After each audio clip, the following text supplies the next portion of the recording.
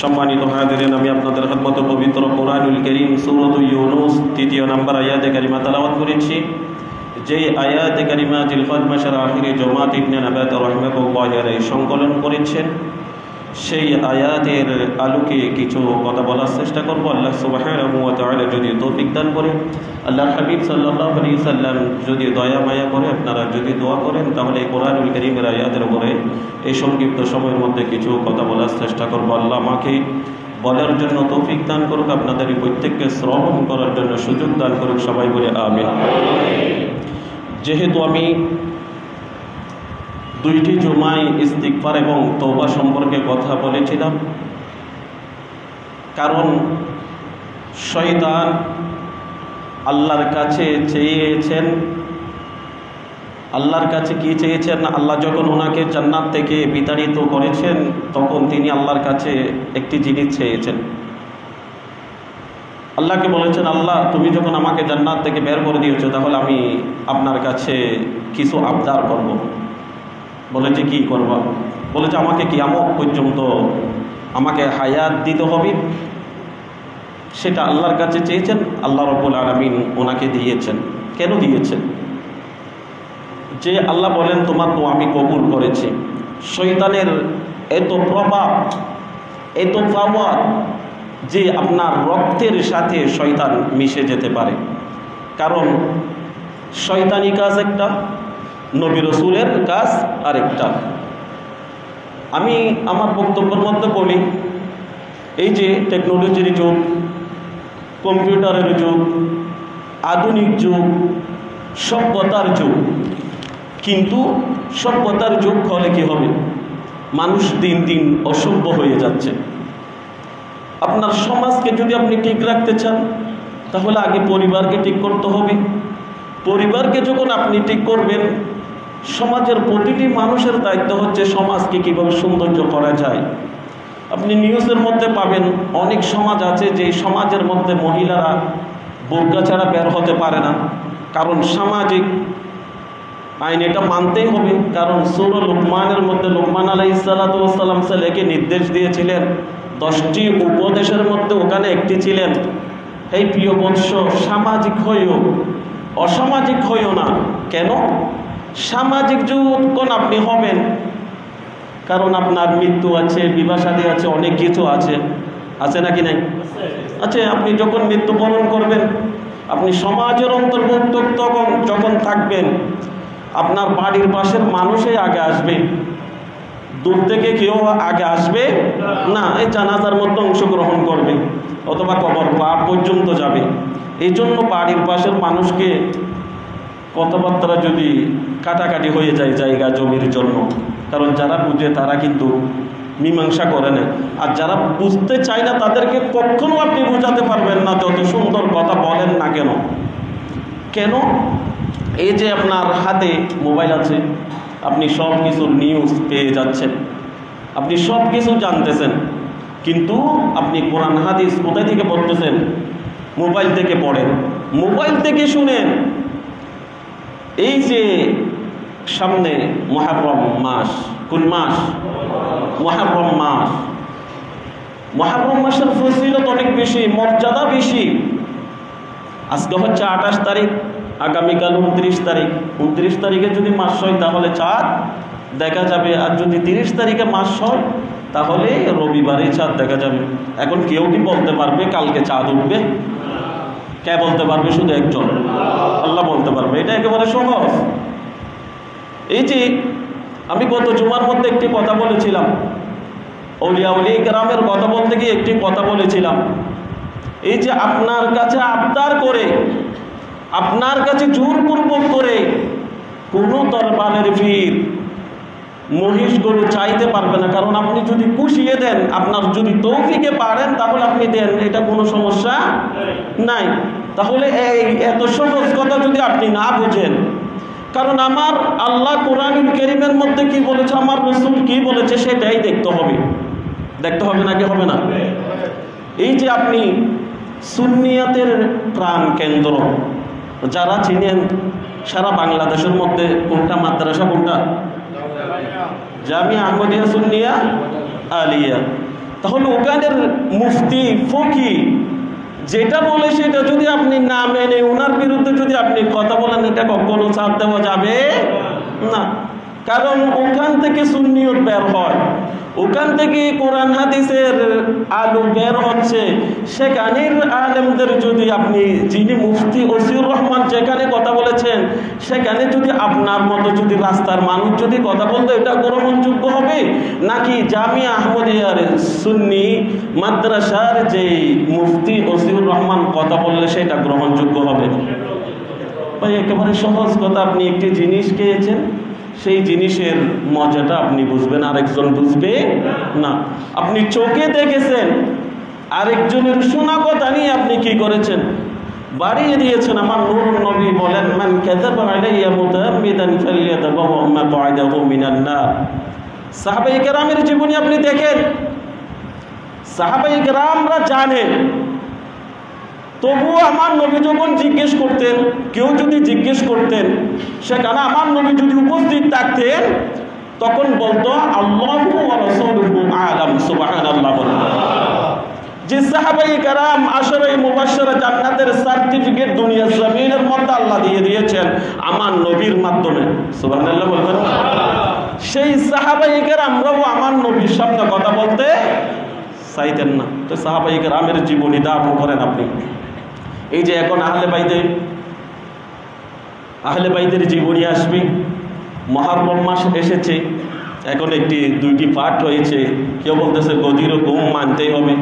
এই যে যারা শিয়া পাঠ, তারা সিদ্দিক আকবর, ফারুক আজম, উসমান জিন্নুরাইন এদেরকে মানতে চায় না। নাউজুবিল্লাহ বলবেন না? কারেম শেরে হুদা আলীকে মানে।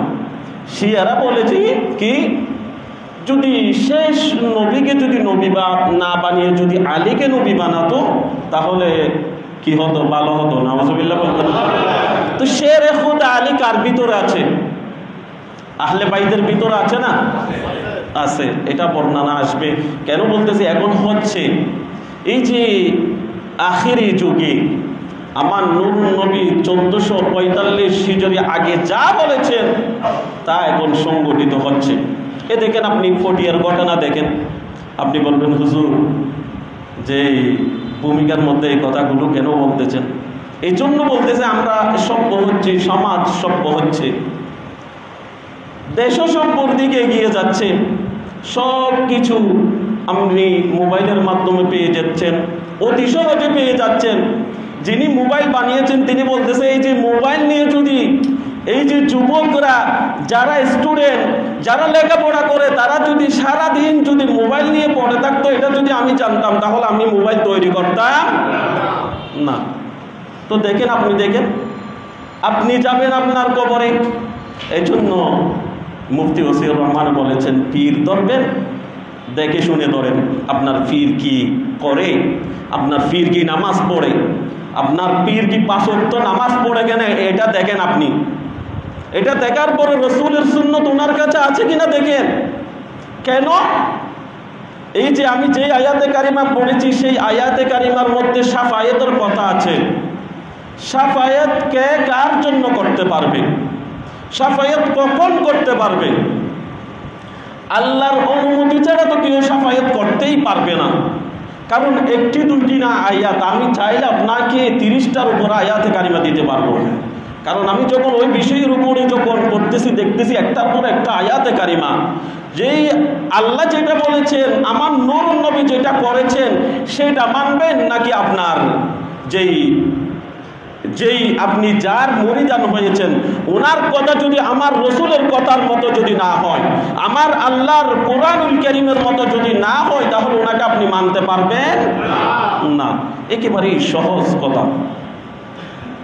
এই যে তওবার কথা বলেছিলাম, আর একটি হাদিস বলে ওইটাই আমি শেষ করে দিচ্ছি, যে আপনি গুনাহ করেছেন শিরিক ছাড়া।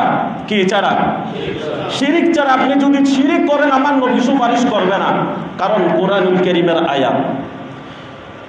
একজন মানুষের যদি মরুভূমির মধ্যে যদি উট হারিয়ে যায়, উনি যদি 10 বছর পর 12 বছর পর, অর্থাৎ এখান থেকে ধরেন দোপাপাড়ার নুরানি জামে মসজিদের বাইক থেকে একটি আপনার কোনো কিছু হারিয়ে গিয়েছে, আপনি যদি এটা যদি 10 বছর পরে যেখান থেকে হারিয়ে গিয়েছে সেখানে যদি আপনি পান, আপনি কি খুশি হবেন নাকি বেজার হবেন?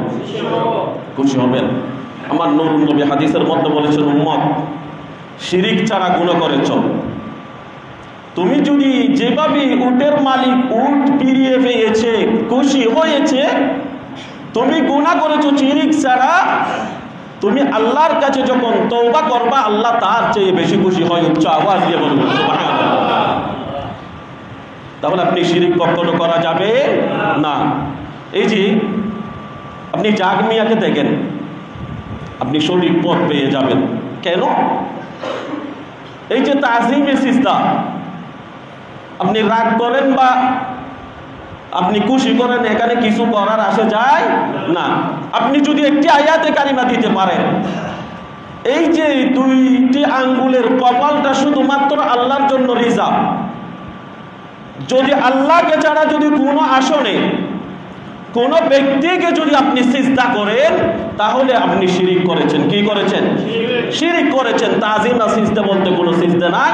আমার আল্লাহ বলেন ওয়াসজুদু, ওয়াসজুদুর মধ্যে আপনি যদি নামসরফ বুঝেন, আপনি যদি ইংরেজি গ্রামার যেভাবে বুঝেন সেইভাবে যদি আপনি যদি আরবি গ্রামার যদি বুঝেন, আপনি কখনো কাউকে কখনো আপনি সিজদা করতে পারেন না। ওয়াসজুদু লিল্লাহি রাব্বিল আলামিন, শুধুমাত্র এই দুই আঙ্গুলের কপাল কি শুধুমাত্র আল্লাহকে সিজদা করবে। উচ্চ আওয়াজ দিয়ে বলুন সুবহানাল্লাহ। এজন্য আল্লাহ রাব্বুল আলামিন পবিত্র কোরআনুল কারীমের সূরা ইউনূস ৩ নম্বর আয়াতে কারিমা সরল অনুবাদ আপনি পড়ে দেখেন। আমি আপনাকে আয়াত সূরা কেন দিই আপনি একটু দেখেন, দেখার পরে ইসলাম কোনো মারামারি কাটাকাটির ধর্ম না। আপনি আসেন, হ্যাঁ হুজুর, হ্যাঁ আপনি বলছেন এটা মনে হয় সরল অনুবাদ এরকম হয়েছে, হ্যাঁ হতেই পারে, আপনি আসেন। আপনি যদি সুন্দর করে বললে তাহলে মিটমাট হয়ে যাবে। কারণ আল্লাহ বলেন ইন্না রাব্বাকুমুল্লাহুল্লাযী খালাকাস সামাওয়াতি ওয়াল আরদা ফি সিত্তাতি আইয়াম। আল্লাহ বলেন আমি আসমান এবং জমিন সৃষ্টি করেছি কয় দিনে? 6 দিনে। কয় দিনে? 6 দিনে। তাফসীরের মধ্যে লিখেন রোববার থেকে শুরু করেছেন, জুমাবারে গিয়ে শেষ হয়েছে। আরো অনেক ব্যাখ্যা বিশ্লেষণ আছে। তারপরের অংশের মধ্যে আল্লাহ বলেন আমি আসমান জমিন সৃষ্টি করলাম। আসমান জমিনের ভিতরে যা কিছু আছেন তাও আল্লাহ সুবহানাহু ওয়া তাআলা সৃষ্টি করেছেন। রব কয়জন? একজন। সুম্মা ইস্তাওয়া আলাল আরশ, আমি আসমান জমিন সৃষ্টি করার পরে আমি আরশ আজিমের উপরে সমাসীন হলাম। উচ্চ আওয়াজ দিয়ে বলুন সুবহানাল্লাহ। ইউদাব্বিরুল আমর, সেখান থেকে আমি সব কিছু পরিচালনা করি। সুবহানাল্লাহ বলবেন না? এরপর আল্লাহ বলতেছেন, দেখেন আল্লাহ বলতেছেন আসমান জমিনের মধ্যে যা কিছু আছে আসমান জমিন আমি সৃষ্টি করেছি, আমি সব কিছুর পরিচালনা করি। মা মিন শাফিইন ইল্লা মিন বাদি ইজনি।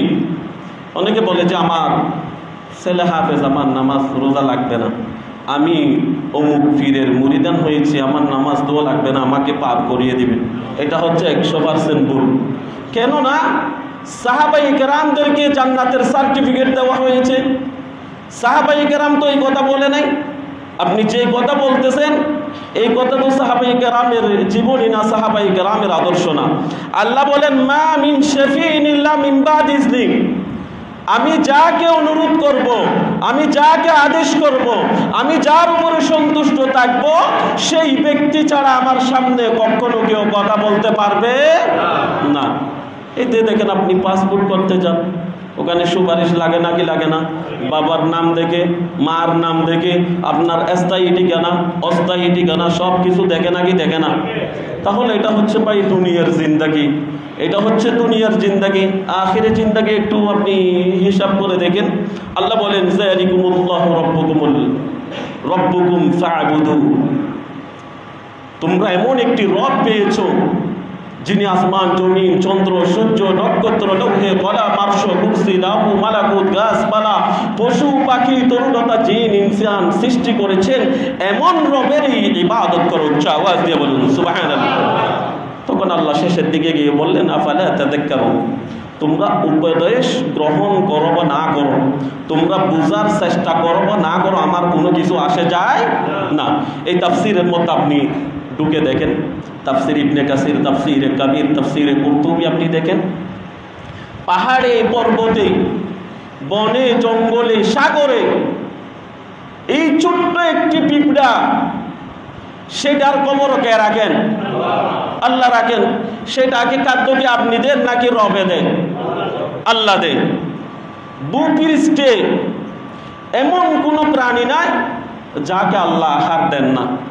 সব কিছুর আহারের ব্যবস্থা, রিজিকের ব্যবস্থা রবেই করেন। উচ্চ আওয়াজ দিয়ে বলুন সুবহানাল্লাহ। আপনি মনে করতেছেন একটি গাছ থেকে একটি পাতা পড়ে গিয়েছে, মনে হয় এটার কবর আল্লাহ রাখেন না। এই তাফসীরের মধ্যে, আয়াতের তাফসীরের মধ্যে ইবনে কাসিরের মধ্যে বলেন যেই কোনো বন জঙ্গলের মধ্যে যদি একটি গাছের পাতাও যদি জ্বরে পড়ে যায় সেটার কবরও আল্লাহ রাখেন। উচ্চ আওয়াজ দিয়ে বলুন সুবহানাল্লাহ। শুধু তাই নয়, সূরা আরাফের 54 নম্বর আয়াতে কারিমার মধ্যে আবার বলেছেন, কারণ আমি এত আয়াতে কারিমা আনি নাই কেন, সংক্ষিপ্ত সময়। আল্লাহ রাব্বুল আলামিন বলেন, ইন্না রাব্বাকুমুল্লাহুল্লাযী খালাকাস সামাওয়াতি ওয়াল আরদা ফি সিত্তাতি আইয়ামিন সুম্মা ইসতাওয়া আলাল আরশ ইউগশিল লাইলান নাহারা ইয়াতলুবুহু হাসীসা والشمس والقمر والنجوم مسخرات بأمره ألا له الخلق والأمر تبارك الله رب العالمين سبحان الله আল্লাহ বলেন, আবার বলতেছেন, নিশ্চয় নিশ্চয় আমি আল্লাহ রব্বুল আলামিন আসমান জমিন সৃষ্টি করলাম 6 দিনে। সৃষ্টি করার পরে ওখানে চন্দ্র সূর্য নক্ষত্র আছে নাকি নাই? আছে। আল্লাহ বলতেছেন, যদি রব যদি দুইজন যদি হতো তাহলে এই চন্দ্র এবং সূর্যের মধ্যে সংঘর্ষ হয়ে যেত। কি হয়ে যেত? আল্লাহ বলেন যে আমি ওনাদের নিজ পথে আমি সুন্দরভাবে পরিচালনা করি। এই যে আপনি যখন অসুস্থ হয়ে যান তখন দুনিয়াদারি আর কোনো কিছু ভালো লাগে না। আপনাকে যদি বিরিয়ানিও দেওয়া হয়, আপনাকে যদি খুব ভালো খাবারও দেওয়া হয়, আপনার যদি শরীর যদি সুস্থ যদি না থাকে আপনার ভালো লাগবে? লাগবে না। তাহলে আল্লাহ একটি আয়াত দেন নাই কেন না? আপনি বলবেন আল্লাহ একবার বলেছেন, আপনি তো আর বলেন নাই। কারণ একটি আয়াতের মধ্যে যখন আপনি তাফসীরের মধ্যে প্রবেশ করবেন, একটি আয়াতের পরে আরেকটি, আরেকটির পরে আরেকটি, এরকম আপনি অনেক আয়াতে কারিমা পেয়ে যাবেন। আল্লাহ বলেন, সূর্যকে সূর্যের পথে চলার জন্য বলেছি, চন্দ্রকে চন্দ্রের পথে চলার জন্য বলেছি, এই যে নক্ষত্র রাজিকে নক্ষত্রের পথে চলার জন্য বলেছি। সুবহানাল্লাহ। কারণ দিন যখন আছে তখন রাত চলে যায়, রাত যখন আছে তখন দিন চলে যায়। নাকি গাড়ির মতো একটার সাথে আরেকটার সংঘর্ষ হচ্ছে না। এই জন্য এই যে এই অসভ্য মানুষ কেমনি হয়? কারণ আমি বিষয় আনতে চাইছিলাম যৌতুক এবং পরকীয়া। কেন একজন মেয়েকে 15 বছর 18 বছর বাংলাদেশের রাষ্ট্র আইন অনুযায়ী কত বছর? 18, ঠিক কিনা? সেটা হচ্ছে 21 বছর। এটা ঠিক? ঠিক। রাসূলের হাদিস অনুযায়ী মুহররম মাসের মধ্যে আসবে, মেয়ে উপযুক্ত হয়েছে, বদনাম না হওয়ার আগেই তুমি কি দিয়ে দাও? বিবাহ দিয়ে দাও। কেন? আপনি মনে করেছেন মোবাইল দিয়েছেন, আপনি দেখাশোনা করেন না। একজন মেয়ে যখন উপযুক্ত হয়ে যায়, একজন ছেলে যখন উপযুক্ত হয়ে যায়, বাবা মায়ের দায়িত্ব হচ্ছে বিবাহ দিয়ে দেওয়া। এতে পটিয়ার মধ্যে দেখেন আপনি, উনি ব্যাংকার, নামে ব্যাংকার, যৌতুক কত মারাত্মক এটা আপনি জানেন। এখন মেয়ের বাবাও ছেড়ে দিতে চায় না, ছেলের বাবাও ছেড়ে দিতে চায় না। ছেলের বাবাকে যখন আপনি প্রশ্ন করবেন, বলতেছে মহারানা চাচ্ছে 10 লক্ষ, তো আমিও ধরবো না। কেন? কারণ মহরের ফাতেমি, যেই ফাতেমা রাদিয়াল্লাহু তাআলা আনহাকে আমার নূর নবী কিভাবে বিবাহ দিয়েছেন, এটাই এই স্টোরিটা যদি আপনি পড়বেন আপনি অনেক কিছু জানতে পারবেন। আপনি মেয়ের থেকে, মেয়ের বাবা থেকে, মেয়ের মা থেকে কোনো কিছু দাবি করে নিতে পারবেন না। কেননা আপনি যদি সুশিক্ষায় শিক্ষিত ছেলে যদি হয়ে থাকে, কখনো পরের জিনিসের দিকে থাকাবে না। কারণ আপনি বিপদে পড়তেছেন, আপনি চেয়ে নেবেন। আপনি যখন কাঠের মধ্যে ঘুমাবেন বলবে যে এটা আমার কাঠ, আপনি যখন চেয়ারের মধ্যে বসবেন বলবে যে এটা আমার চেয়ার, এটা আমাকে দিয়েছে, আমি তোমাকে কিনে নিয়েছি। তো আপনি ওনার কেন গোলাম হবেন? কারণ আমার নবীর আদর্শ তো আপনার ভিতরে নাই। তো এখানে যে আপনি শুরু করেছেন, যে যৌতুক নিয়েছেন, সেটা তো হারাম দিয়ে আপনি শুরু করেছেন। তো আপনার সংসারে কিভাবে শান্তি আসবে? শান্তি আসার পর তো আপনি আগে বদনাম করে দিয়েছেন। এই যে উনাকে পটিয়ার যেই ঘটনা, উনাকে 2 লক্ষ টাকা দিয়ে দিয়েছেন গনে, এরপরে বলে যে 500 জন বরিয়ত কামাতে হবে। ওনারা বলতেছে আমরা 500 জন পারবো না, 200 জন পারবো। বলে যে আচ্ছা ঠিক আছে, সব কিছু এনেছে। যেই দিন আজকে গায়ে হলুদ, কালকে নিয়ে যাবে, ছেলে আবার কি দিয়েছে। তো ওনার তো নিতে মন চাচ্ছে না। 4 বছর অবৈধভাবে সম্পর্ক করেছে। হ্যাঁ, আপনি বলতেছেন হুজুর আমি খবর রাখি না। হ্যাঁ, আপনার মেয়ে যে কলেজে যাচ্ছে, ভার্সিটিতে যাচ্ছে, স্কুলে যাচ্ছে, যে মাদ্রাসায় যাচ্ছে, আপনার দায়িত্ব ছিল খোঁজ খবর নেওয়া। অথবা আপনি যদি না পারেন, আপনার বন্ধু অথবা আপনার ভাই, ওদেরকে আপনি মাঝে মধ্যে আপনাকে কি করতে হতো, যাচাই বাছাই করতে হতো। আপনি অসতর্কতা আছেন, অসচেতন আছেন, যার কারণে উনি সুযোগ নিয়েছে। একদিনও তো কোনো কিছু হয় না। তো আপনি যে রসুলের আদর্শ মানবেন না, বিপদে পড়বেন, কারণ এটা 100%। এই যে উনি বলতেছে যদি ফার্নিচার যদি আগে না আসে তাহলে আমি বিবাহ ওখানে যাব না। তো এটা মানি মেয়েটাকে বিবাহ না করা।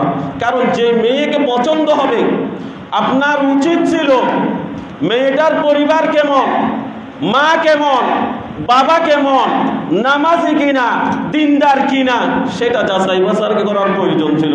আর ছেলেকে আপনি মেয়ে তুলে দিচ্ছেন, একদিনের জন্য তুলে দিচ্ছেন না।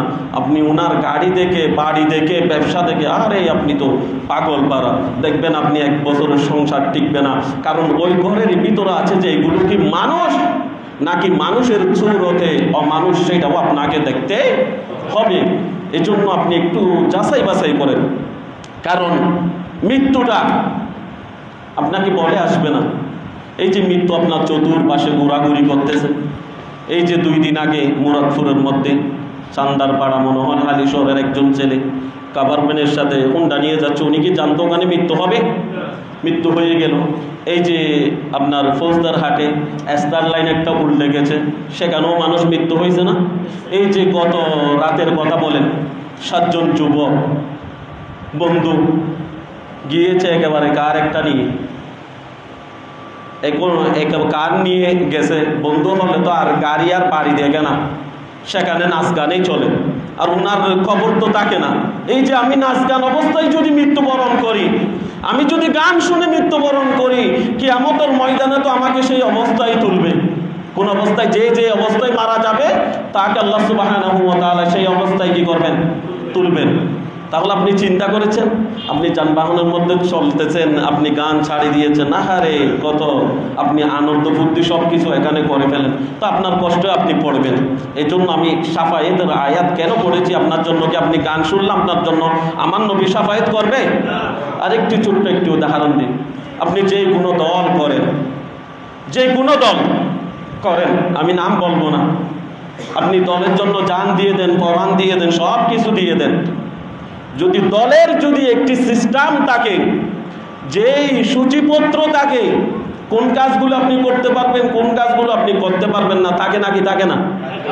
থাকে। আপনি যদি তার বিপরীত যান, আপনাকে দলে রাখবে নাকি বহিষ্কার করবে? বহিষ্কার করবে, একেবারে সংক্ষিপ্ত। কারণ রসুলের মহাব্বত রেখে রসুলের অনুকরণ করবেন, সুপারিশ পাবেন। আর যদি রসুলের অনুকরণ যদি আপনার ভিতরে না থাকে, আপনি কখনো সুপারিশ পাবেন না। কারণ সুপারিশের মধ্যে কারা অন্তর্ভুক্ত? সুপারিশে এই যে কুবরা অর্থাৎ বড় সুপারিশকারী হলেন আমার নূরুন নবী। উচ্চ আওয়াজ দিয়ে বলুন সুবহানাল্লাহ। কারণ কিয়ামতের ময়দানে আমার নূরুন নবী ছাড়া কেউ কথা বলতেই পারবে না। এরপর আসবে ফেরেশতাগণ। ফেরেশতাগণদেরকেও আল্লাহ সুবহানাহু ওয়া তাআলা সুপারিশ করার জন্য নির্দেশ দিবেন। 3 নাম্বার হচ্ছে নেককার বান্দাবান্দিগণ। নেককার বান্দার মধ্যে উলামায়ে কেরাম, শহীদ, ওলি, হাফেজে কোরআন, এরা সুপারিশ করতে পারবে। 4 নাম্বারের মধ্যে নাবালেগ বাচ্চা, যেই বাচ্চা হয়েছে, যে আপনার নিউমোনিয়া হয়েছে অথবা অসুস্থতার কারণে ইন্তেকাল করেছে, সেই নাবালেগ বাচ্চা মা বাবার জন্য সুপারিশ করতে পারবে। আল্লাহ যখন ওনাকে জান্নাত দিয়ে দিবেন, উনি বলবে, এই ছোট্ট বাচ্চা বলবে, আমার মা বাবাকে যদি জাহান্নামী হয়ে যাচ্ছে, তখন ওই ছোট্ট বাচ্চা বলবে যে আমি আমার মা বাবাকে পেলে আমি জান্নাতে যেতে চাই না, আল্লাহ তুমি আমার মা বাবাকেও আমার সাথে জান্নাত দিয়ে দাও। উচ্চ আওয়াজ দিয়ে বলুন সুবহানাল্লাহ। এই জন্য আল্লাহ নিয়ামত দিয়েছেন, নিয়ামতকে কদর করতে শিখেন। কারণ অনেক ক্ষেত্রে দেখা যাবে আপনি অনেক টাকা খরচ করেছেন, বাচ্চা পাচ্ছেন না। তাহলে বাচ্চা দেওয়ার মালিকও আল্লাহ, নেওয়ার মালিকও আল্লাহ। আল্লাহ কোরআনুল কারীমের মধ্যে বলেছেন, এই যে আমি যাকে চাই তাকে মেয়ে দিই, আমি যাকে চাই তাকে ছেলে দিই, আমি যাকে চাই তাকে মেয়েও দিই ছেলেও দিই, আবার আমি যাকে চাই না তাকে মেয়েও দিই না ছেলেও দিই না। একেবারে সহজ কথা, কিন্তু মেয়ের দাম বেশি, মর্যাদা বেশি। মেয়ে হল আপনি কখনো নারাজ হবেন না, কারণ আমার নূরুন নবী বলেছেন প্রথম একটি মেয়ে হয়েছে, সেই মেয়েকে তুমি রাসূলের আদর্শ অনুযায়ী মা ফাতেমাতুজ জোহরা রাদিয়াল্লাহু তাআলা আনহা, মা খাদিজাতুল কুবরা রাদিয়াল্লাহু তাআলা আনহার মতো যদি জীবন যাপন করাতে পারেন, সেই মেয়েকে যদি দিনদার একজন নেককার ছেলের হাতে যদি আপনি তুলে দিতে পারেন, তাহলে মা বাবা এই দুজনে জান্নাতি। উচ্চ আওয়াজ দিয়ে বলুন সুবহানাল্লাহ। দ্বিতীয় মেয়ে হয়েছে, তৃতীয় মেয়ে হয়েছে, বলতেছে একটি মেয়ে হয়েছে, একটি জান্নাতের মালিক হয়েছে। দুইটি মেয়ে হয়েছে, দুইটি জান্নাতের মালিক হয়েছে। তিনটি মেয়ে হয়েছে, তিনটি জান্নাতের মালিক হয়েছে। আওয়াজ দিয়ে বলুন সুবহানাল্লাহ। তাহলে ছেলের ক্ষেত্রে বলেছে? বলেন নাই। তাহলে আপনাকে অবশ্যই পবিত্র কোরআনুল কারীম সূরাতুত তাহার 109 নম্বর আয়াতে কারিমার মধ্যে শাফায়াতের কথা বলেছেন। আল্লাহ বলেন, ইয়াউমাইযিল লা তানফাউশ শাফাআতু ইল্লা মান আযিনা লাহুর রাহমানু ওয়া রাদিয়া লাহু কওলা। আল্লাহ বলেন, আমার অনুমতি ছাড়া আমি যার উপর সন্তুষ্ট থাকব, আমি তো আমলনামা দেখব, আমলনামা দেখার পরে আমলনামার মধ্যে যদি কোনো গুনাহ না থাকে, বিনা হিসাবে ওনাকে জান্নাত দিব, ওনাকে আমি সুপারিশ করার জন্য আদেশ দিব। আওয়াজ দিয়ে বলুন সুবহানাল্লাহ। কু আনফুসাকুম ওয়া আহলিকুম নার। আপনি যদি ভাই নিজে যদি আগে জাহান্নামের আগুন থেকে বাঁচতে না পারেন, আরেকজনকে বাঁচানোর চেষ্টা করবেন? যে কোনো একটাতে যদি লাইন ধরতে হয়, ভাই আমি আইজও পাই নাই, আমি দূরে কিভাবে ব্যবস্থা করে দিব। এই দুনিয়ারটা চিন্তা করে দেখেন, আখিরাতের কথাটা পরেই আসতেছে। দুনিয়ারটা চিন্তা করেন আপনি, যে কোনো একটা জিনিস যখন দিচ্ছে লাইনে ধরতে হয়েছে, উনি যদি মাঝখানে ঢুকতে চায়, বলেছে ভাই আমরা 1 ঘন্টা পর্যন্ত দাঁড়িয়ে, 2 ঘন্টা পর্যন্ত দাঁড়িয়ে আছি, পিছনে যান, বলে নাকি বলে না? বলে। সূরা আম্বিয়ার মধ্যে আবার আল্লাহ ডাক দিয়েছেন। সূরা আম্বিয়ার আপনার 28 নম্বর আয়াতে কারিমা, সূরা সিজদার 60 নম্বর আয়াতে কারিমা মধ্যে আমার আল্লাহ আবার বলেছেন শাফাআত কে করতে পারবে, কে করতে পারবে না। আমি যে আয়াতে কারিমা বলতে চাইছিলাম, আপনি শিরিক ছাড়া অন্য গুনাহ করেছেন, আল্লাহ সূরা নিসা 48 নম্বর আয়াতে কারিমার মধ্যে বলেন, ইন্নাল্লাহা লা ইয়াগফিরু আইয়ুশরাকা বিহি ওয়া ইয়াগফিরু মা দুনা যালিকা লিমান ইয়াশা। আল্লাহ বলেন, নিশ্চয় নিশ্চয় শিরিক ছাড়া যদি আমি চাই, আমার বান্দার সব গুনাহ মাফ করে দিব। আওয়াজ দিয়ে বলুন সুবহানাল্লাহ। কিন্তু শিরিকের দ্বারে কাছে যাওয়া যাবে না। শিরিক করলে আপনি মুশরিক হয়ে যাবেন। মুশরিক হলে আপনার কি হবে? ইন্নামাল মুশরিকুনা নাজাসুন, আপনি অপবিত্র হয়ে গিয়েছেন। যদি আপনি শিরিক করেন, তাহলে আপনি তো আর ইসলামের অন্তর্ভুক্ত নাই, আপনি মুশরিক হয়ে গেলেন। তো আপনি কোনো ইবাদত বندگی যদি করেন, সেটা আল্লাহর কাছে গ্রহণযোগ্য হবে না। হযরত আনাস ইবনে মালিক রাদিয়াল্লাহু তাআলা আনহু থেকে একটি হাদিস বর্ণিত। আনাস ইবনে মালিক রাদিয়াল্লাহু তাআলা আনহুর সামনে যখন আমার নূরুন নবী সাহাবায়ে কেরামদেরকে নিয়ে যখন আলোচনা করতেছেন, নসিহত করতেছেন, এমন সময়ের মধ্যে কোরআনুল কারীমের একটি আয়াত, ইয়াউমা ইয়াফিরুল মারউ মিন আখিহি ওয়া উম্মিহি ওয়া আবিহি ওয়া সাহিবাতিহি ওয়া বানিহি। আমার নূরুন নবী এই আয়াতে কারিমা যখন পড়েছেন, বলে যে সেই দিন বেশি দূরে নয়, যেই দিন এমন ভয়াবহ অবস্থা হবে, বাবা ছেলে থেকে চলে যাবে, ছেলে বাবা থেকে চলে যাবে, মা মেয়ে থেকে চলে যাবে, মেয়ে মা থেকে চলে যাবে, স্ত্রী স্বামী থেকে চলে যাবে, স্বামী স্ত্রী থেকে চলে যাবে। কিয়ামতের ময়দানে এমন অবস্থা হবে, আপনি আমাকে চিনতেছেন, আমি আপনাকে চিনতেছি, প্রাথমিকভাবে এমন অবস্থা হবে আপনাকে আমি চিনতেও পারবো না। কোরআনুল কারীমের আয়াত। হযরত আনাস ইবনে মালিক রাদিয়াল্লাহু তাআলা আনহু এই কথা যখন শুনলেন, আমার নূর নবীকে ডাক দিয়ে বললেন, ইয়া রাসূলুল্লাহ, ইয়া হাবিবাল্লাহ। সাহাবীর কথা বলতেছি, দেখিয়েন যে সাহাবী আনাস ইবনে মালিক রাদিয়াল্লাহু তাআলা আনহু আমার নূর নবীকে ডাক দিয়ে বললেন, ইয়া রাসূলুল্লাহ, ইয়া হাবিবাল্লাহ, ওই যে বাবা ছেলে থেকে চলে যাবে, ছেলে বাবা থেকে চলে যাবে, মা মেয়ে থেকে চলে যাবে, মেয়ে মা থেকে চলে যাবে, স্বামী স্ত্রী থেকে চলে যাবে, স্ত্রী স্বামী থেকে চলে যাবে, কেউ কাউকে চিনবে না। এমন সময়ের মধ্যে আপনি নবীকে ওই ভয়াবহ অবস্থার মধ্যে কিয়ামতের ময়দানে আমি আপনি নবীকে কোথায় পাবো? তখন আমার নূর নবী বললেন, সাহাবীরা শুনে রাখো, আনাস শুনে রাখো, আমি নূরুন নবীকে তিনটি জায়গার মধ্যে তুমি পাবে। কারণ কিয়ামতের ময়দানে শুধুমাত্র 1 বছর নয়, 2 বছর নয়, আমার আল্লাহ কুরআনুল কারীমের মধ্যে বলেছেন 50 আলফা সানা, 50,000 বছর পর্যন্ত উম্মতের নর নারীগণকে দাঁড়িয়ে থাকতে হবে। কত বছর? 50 বছর পর্যন্ত দাঁড়িয়ে থাকতে হবে। ওই কঠিন সময়ের মধ্যে আমার নূরুন নবী বলেছেন আমাকে মিজানের মধ্যে পাবে। কারণ মিজানের মধ্যে মানুষের আমলনামা মাপ দেওয়া হবে। মিজান যার অর্থ হচ্ছে দাড়ি পাল্লা। তাহলে আপনার আমলনামা মাপ দেওয়া হবে নাকি হবে না? হবে। এই যে আমার নূরুন নবীর মহাব্বত যদি রেখে, আমার নূরুন নবীর যদি অনুকরণ করেন, আমার নূরুন নবী ঘোষণা করেছেন আমি উম্মতের আমলনামা দেখার পরে সুন্দর করে মিজানের মধ্যে যদি গুনাহের পাল্লা যদি পারি হয়ে যায়, তাহলে আমি নূরুন নবী আমার উম্মতকে ওখানে যেই নেকির পাল্লা পারি করে দিয়ে ওই মিজান পার করিয়ে দিব। সুবহানাল্লাহ। দ্বিতীয় নাম্বার হচ্ছে হাউজে কাউসার। আনাস ইবনে মালিক আবার প্রশ্ন করলেন, ইয়া রাসূলুল্লাহ, ইয়া হাবিবাল্লাহ, 50,000 বছর যদি দাঁড়িয়ে থাকতে হয় সেই সময়ের মধ্যে আমি আপনাকে কোথায় পাবো? বলে যে আমাকে মিজানের মধ্যে যদি না পাও তাহলে হাউজে কাউসারের মধ্যে পাবে। কারণ যারা আমি নবীর মহাব্বত অন্তরের মধ্যে রেখে আমি নবীর অনুকরণ করেছে, সেই সব উম্মতের নর নারীগণকে আমার নূরুন নবীর নূরানি হাত মুবারক দ্বারা হাউজে কাউসারের পানি পান করাবে। সুবহানাল্লাহ। ইন্না আতাইনা কাল কাউসার। তৃতীয় নাম্বার হচ্ছে ফুলসিরাত। 30,000 বছরের রাস্তা। কয় হাজার বছর? 30,000 বছর। 10,000 বছর এভাবে উঠবেন, 10,000 বছর এভাবে, 10,000 বছর এইভাবে। এরপরে জান্নাত। চুলের চেয়ে চিকন, তলোয়ারের চেয়ে ধারালো। এটা হাদিসের কথা। আমল করেছেন কম। যদি আমার নূরুন নবী যদি রাজি না থাকে তাহলে কোথায় পড়বেন? জাহান্নামে পড়বেন। একেবারে সহজ কথা। এত সহজ লাগতেছে আপনার?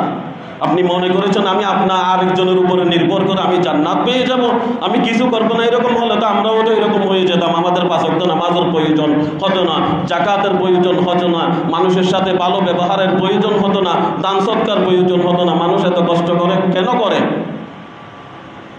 তাহলে আমার নূরুন নবী বলেন, আনাস, তুমি আমাকে মিজানের মধ্যে যদি না পাও, হাউজে কাউসারের মধ্যে যদি না পাও, তাহলে তুমি আমাকে ফুলসিরাতের মধ্যে পাবে। যেই ফুলসিরাত হবে 30,000 বছরের রাস্তা। কারণ আমার উম্মত আমল করবে কম। সেই আমলের মধ্যে শিরিক মুক্ত যদি আমল হয়, সেই আমল নামা থেকে আমি নূরুন নবী 1 সেকেন্ডের ভিতরে আমি ফুলসিরাত পার করিয়ে দিব। সুবহানাল্লাহ। এই যে আরেকটি কথা বলি, এই যে ভালো ছাত্র, খারাপ ছাত্র সবাই পরীক্ষার মধ্যে অংশগ্রহণ করে নাকি করে না? করে। পরীক্ষা দিয়েছেন, পরীক্ষার পরে অমুক তারিখ রেজাল্ট দিবে। যেই পরীক্ষা খারাপ দিয়েছেন সেটাও রেজাল্টের অপেক্ষায় থাকে, যেই পরীক্ষা ভালো দিয়েছেন সেটাও পরীক্ষার রেজাল্টের অপেক্ষায় থাকে নাকি থাকে না? থাকে। এখন যে কিয়ামতের মাঠে যে সবাই যখন দাঁড়িয়ে আছে তখন বলে যে এখন আল্লাহ তো আজও বিচার শুরু করে নাই। আল্লাহকে একটু বিচার শুরু করার জন্য কে বলবেন? কারণ লিমানিল মুলকুল ইয়াউমা লিল্লাহিল ওয়াহিদিল ওয়াহ্হাব। কেউ তো আল্লাহর সামনে কথা বলতে পারবে না। তখন সবাই কোথায় যাবে? আদম সফিউল্লাহর কাছে যাবে। আদম সফিউল্লাহর কাছে যাওয়ার পরে সবাই বলবে, আনতা আদম আল্লাযী খালাকাকা আল্লাহু বিয়াদি ওয়া নাফাহাকা মির রূহি।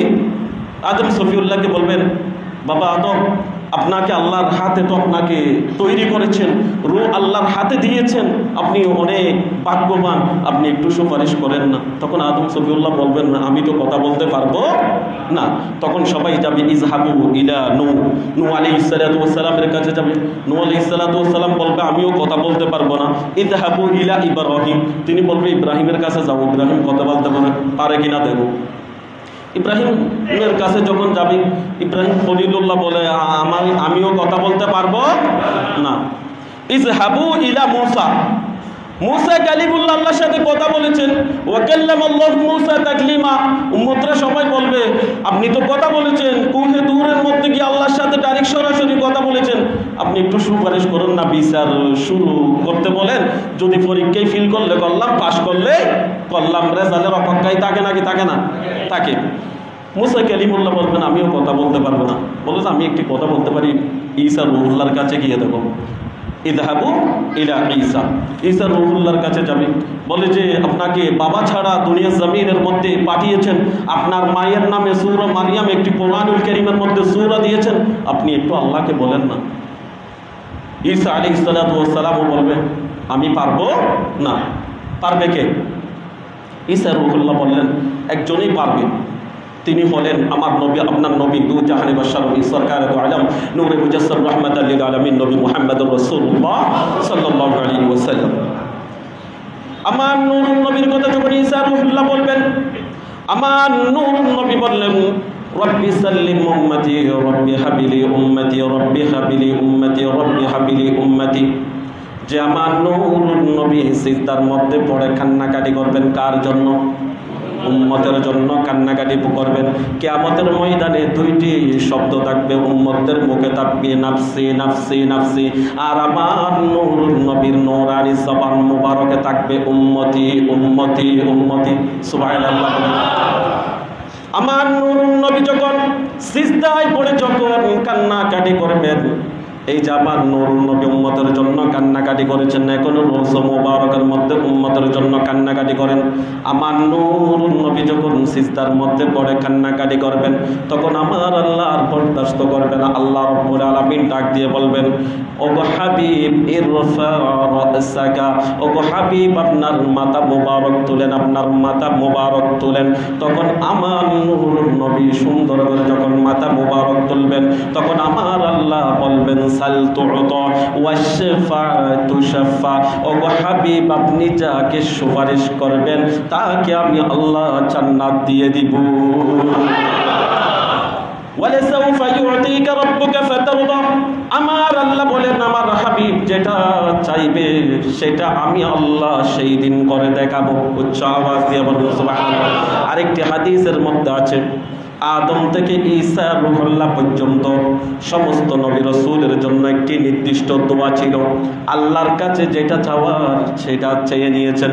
তখন আমার নূরুন নবীকে আল্লাহ বলেন ওগো হাবিব আপনিও একটু চেয়ে নেন, কারণ একটি নির্দিষ্ট দোয়া ছিল প্রত্যেক নবী রাসূলের জন্য, তারা প্রত্যেক উম্মতের জন্য চেয়ে নিয়েছেন। কিন্তু আমার নবী আপনার নবী কেমন মায়ার নবী, কেমন দয়ার নবী দেখেন।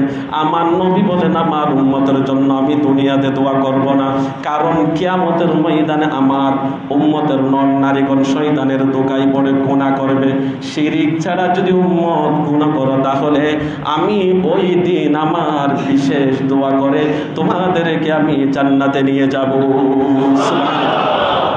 সেই নবীর উম্মত হয়েছেন, সেই নবীর মহাব্বত অন্তরের মধ্যে রাখেন, সেই নবী যা বলেছেন তা করেন, যা ডিলেট করতে বলেছেন সেটা করেন।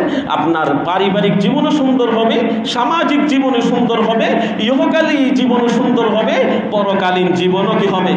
সুন্দর হবে। আপনি আরেকজনের উপর তাওয়াক্কুল করিয়েন না, আপনার ভিতরে কি আমল আছে সেটা আপনি একটু যাচাই বাছাই করেন। কারণ আপনাকে যখন কবরে দিবেন আমার নূরুন নবী বলেছেন আপনি যদি এখন আপনি বলতে পারেন মান রব্বুকা ওয়া মান দীনুকা ওয়া মান নবী, হুজুর একেবারে সহজ পারমু, ওখানে কবরে গেলে পারমু। তো ওখানে কবরে গেলে যে এখানে পারতেছেন, ওখানে আপনার মুখ দিয়ে যদি আল্লাহ ব্যান না করে আপনি পারবেন? যদি আপনি এই তিনটি সওয়ালের জবাব যদি দেন, আমার নূরুন নবী বলেন ওই কবরের সাথে জান্নাতের সাথে একটি দরজা খুলে দেওয়া হবে। সুবহানাল্লাহ। আর যদি এই প্রশ্নের সওয়াল যদি আপনি যদি উত্তর যদি সওয়ালের জবাব যদি আপনি না পারেন, তাহলে আপনার কবরের সাথে জাহান্নামের সাথে একটি দরজা খুলে দেওয়া হবে। তখন কেমন লাগবে তখন বুঝবেন। কারণ এখন যদি একটু যদি রক্ত পরীক্ষা করার জন্য যদি কোনো কিছু দিয়ে রক্ত নিতে চাই, তখন আমাদের কত ভয় লাগে। ভয় লাগে নাকি লাগে না? লাগে। যেই মশা মাছির কামড় আমরা সহ্য করতে পারি না, সেই যদি আপনি যদি বৎখার হন কবরের মধ্যে যান, ওখানে তো ভাই নিচে মাটি, ডানে মাটি, বামে মাটি, উপরে মাটি। এই যে হাদিসের মধ্যে আছে আপনাকে মাটি এমন ভাবে চাপ দিবে, কারণ আপনি মাটির উপরে, মাটিকে আপনি অনেক কষ্ট দিয়েছেন, এই জন্য আপনি আস্তে হাঁটেন। আপনি মাটিকে মনে করেছেন মাটি কিছু বলতেছে না, আল্লাহর আদেশে বলতেছে না। এই যে আপনি মাটির উপরে আছেন, আপনি মাটির পেটে তো যাবেন, যাবেন নাকি যাবেন না? যাবেন। এই জন্য আরেকজনের কষ্ট দেখে আপনি হাসিয়েন না। আপনি কষ্টতে পড়ার জন্য 2 মিনিট লাগবে না, কারণ আপনি যদি কষ্টতে পড়েন উনিও হাসবেন। এই জন্য আল্লাহ যখন আপনাকে দিয়েছেন আপনি শুকরিয়া আদায় করেন। আল্লাহ আপনাকে দেন নাই, আপনি সবর করবেন। আল্লাহ সুবহানাহু ওয়া তাআলা আমাদের প্রত্যেককে আমল করার জন্য তৌফিক দান করুন। ওয়া আখিরু দাওয়ানা আলহামদুলিল্লাহি রাব্বিল আলামিন। যারা কবলের জমা পড়েন নাই তারা সাইল রাকাত কবলের জমা পড়ে নিন।